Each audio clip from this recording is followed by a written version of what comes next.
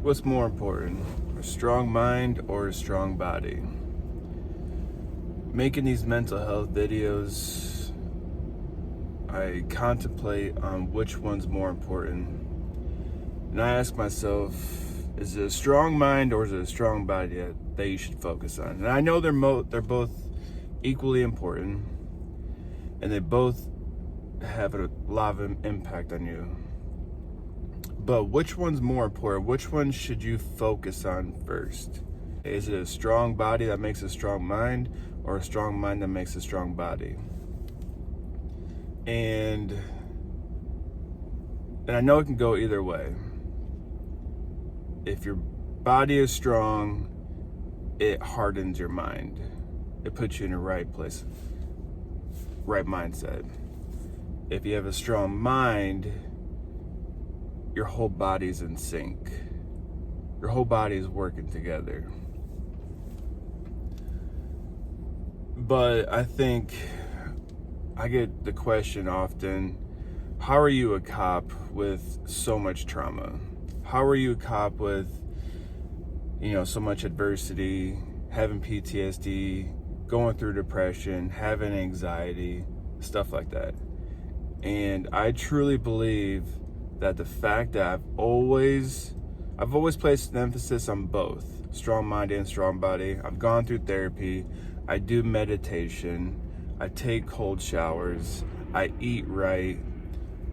But honestly, I think the most important thing that I've done over the last 12 years or so was I've always focused on my body. A strong body creates a strong mind.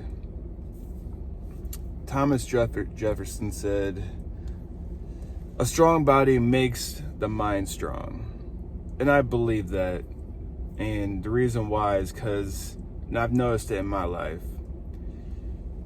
when I'm going through any kind of, event that's tough on anyone, the things that got me through is going to the gym. When I go to the gym, I get my aggression out, I feel so much better. I'm better around people, I'm better to people, and people notice the difference. When I don't go to the gym, I tend to not eat healthily. And there's gotta be something to that. I think people often are lax when they're not working out. People that work out every day tend to feel better and they eat less shit. In my personal life, when I'm going to the gym every single day, I place more emphasis on eating healthier foods. When I'm not going to the gym, let's say it's the holiday season like it is right now, or a lot of sporting events with the kids, anything that's going on in life where I'm not able to go to the gym multiple times throughout the week, I'm eating like crap. I feel like crap, I'm sleeping like crap, and I'm eating like crap. So to me, if you want to change your life around, you want to make your life better, you have to start with the body. Start working out. It's going to motivate you to eat better, and you're going to be feeling better, and you're going to be sleeping better. Everything encompassed, and it starts with working out. It starts with getting your body right. There's a reason why I push myself as much as I can, i.e. taking cold showers, doing extreme cold therapy, taking ice baths. I'm hardening my mind, but I'm also hardening my body. Going out in the cold, it's not easy on the body. Taking the ice baths sucks, but it also trains my mind while I'm doing it. I know a lot of buddies that have experienced as much trauma in the military or less.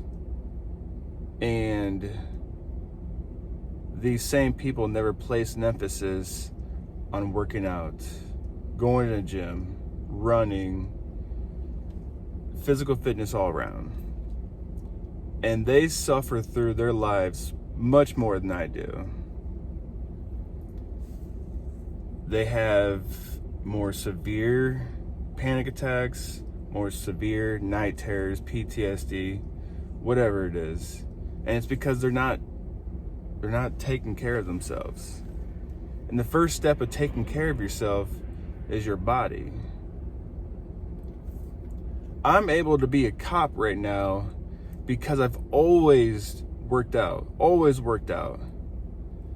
And because I worked out all the time, I have a stronger mind because I had a strong body. I eat better. I take care of myself better. I place an emphasis on mental health and a strong body. They both go together. You can't have one without the other. But it starts with a strong body. And when one is out of placement, one is out of alignment, your whole body is. All right, again, so going back to the question, how are you able to be a cop with having PTSD? And there's a stigma I'd like to kind of cover, and that's veterans, or anyone, but especially veterans that have PTSD are not able to cope with high stresses of life. And that's completely false. So many veterans have PTSD and still get a high functioning job when they get out, high stress job,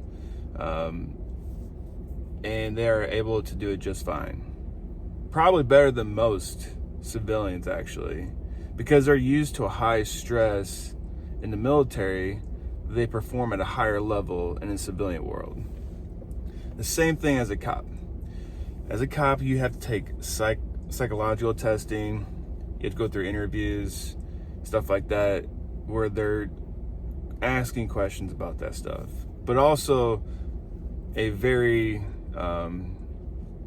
thorough psychological test you have to go through. And I've always done well with that. Never had issues with it because I've always taken care of myself. I've gone through these events in my life with trauma, but I've always been able to pull myself out of the dark. Yeah, you know, when you go through these events, these traumas, it pulls you down, right? And sometimes you go through phases where, you know, you're depressed for a while. You're basically messed up. But I've always been able to pull myself out of it. And it's because I've always looked for ways to better myself mentally. And it started with therapy, but a lot of self-help books I've read and online stuff that I've read. But not every veteran's gonna go out and just start shooting people.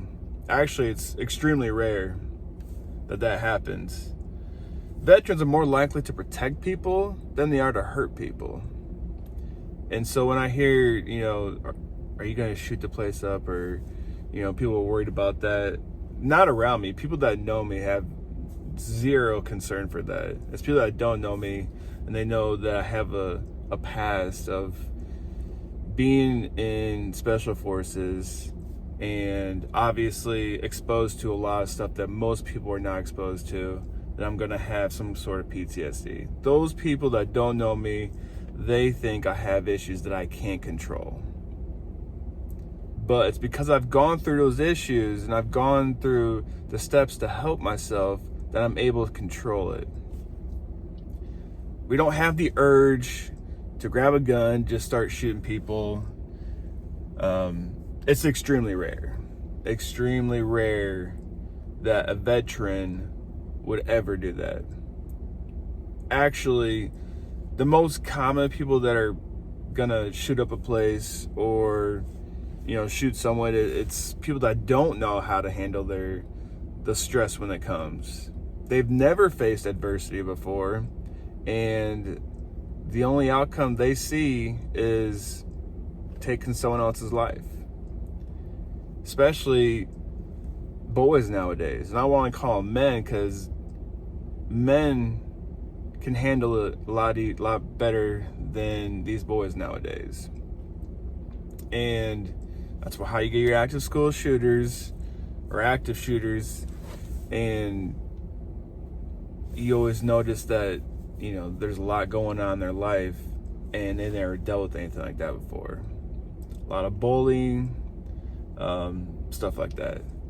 So again, a veteran's more likely to save someone's life, put his life in jeopardy to save someone's life, than to take someone else's life. And again, you know, the military, one of the things that the military does is they focus on a strong body. We do PT every single day as a unit or as a team.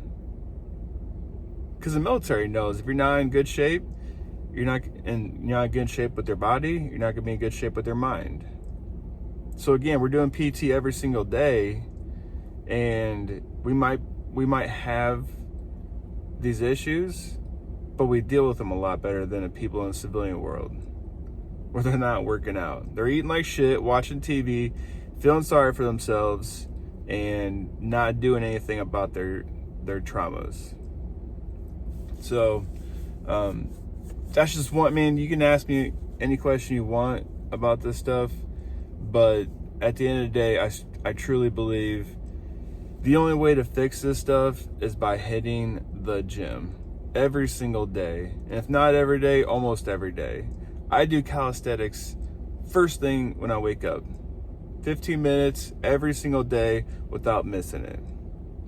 And I hit the gym as much as possible with having kids.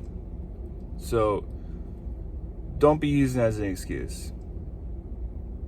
Start working on your body now.